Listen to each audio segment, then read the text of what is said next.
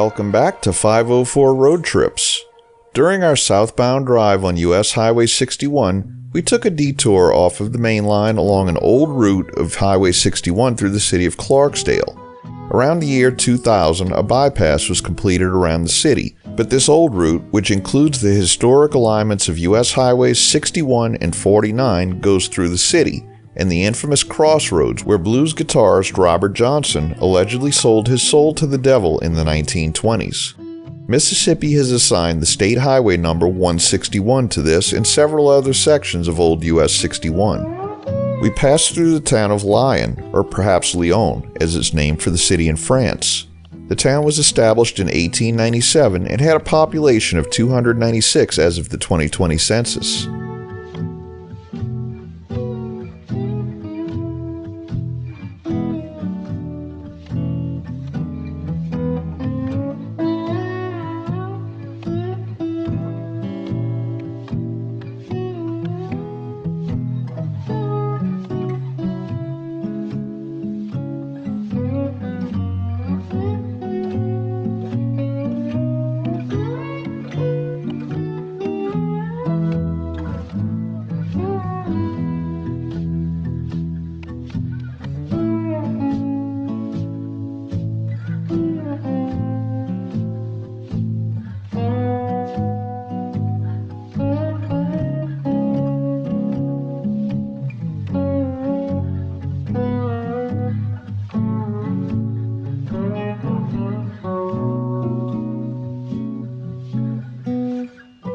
At a junction with Mississippi Highway 6, we enter the city of Clarksdale, the county seat of Coahoma County.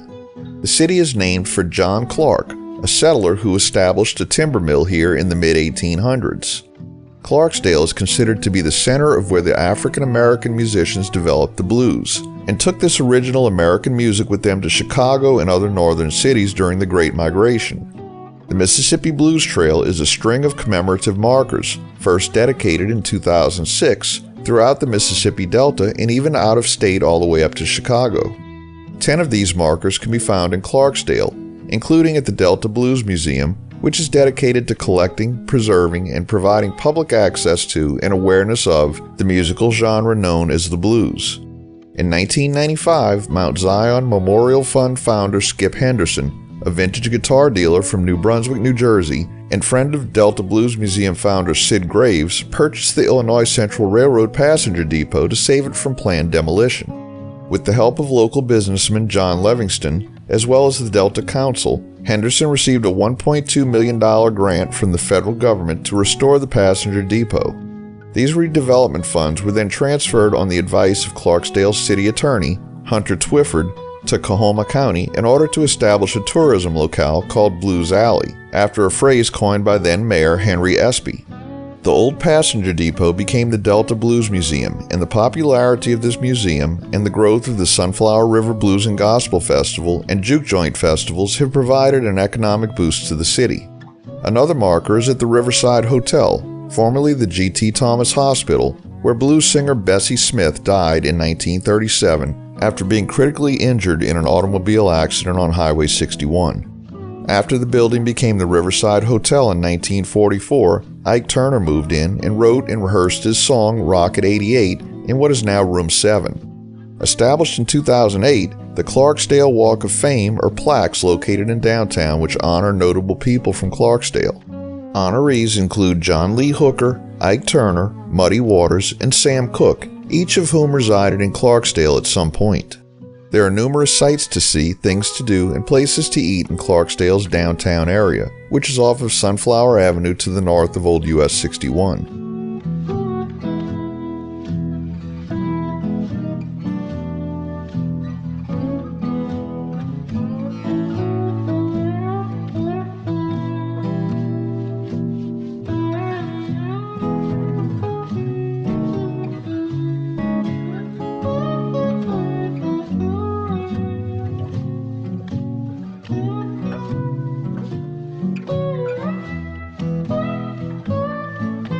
Ahead is what used to be the junction of US Highways 49 and 61, the Blues Crossroads. According to legend, as a young man living on a plantation in rural Mississippi, Robert Johnson had a tremendous desire to become a great blues musician. One of the legends often told says that Johnson was instructed to take his guitar to a crossroad near Dockery Plantation at midnight. There he was met by the devil, who took the guitar and tuned it. The devil played a few songs and then returned the guitar to Johnson, giving him mastery of the instrument. In exchange for his soul, Johnson was able to create the blues, for which he became famous.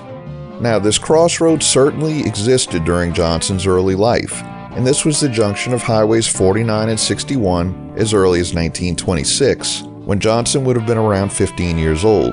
But there are various accounts of which crossroads are referred to in the legend. But this has been settled on as the location for the supposed meeting with the devil, and a commemorative marker has been built at the site. Whether Johnson actually sold his soul to the devil is up to the viewer's interpretation. Johnson was considered a master of the blues, particularly of the Delta blues style.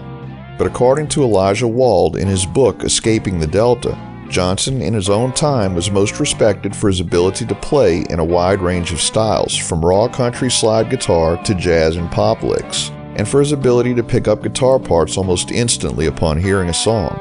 Johnson mastered the guitar, being considered today one of the all-time greats on the instrument. His approach was complex and musically advanced. When Keith Richards was first introduced to Johnson's music by his bandmate Brian Jones, he asked who was the other guy playing with him, not realizing it was Johnson playing one guitar. Nevertheless, Johnson's life abruptly ended in August of 1938 at the age of 27, possibly due to strychnine poisoning, although records were not well kept in that era and there was no conclusive cause of death listed on his death certificate.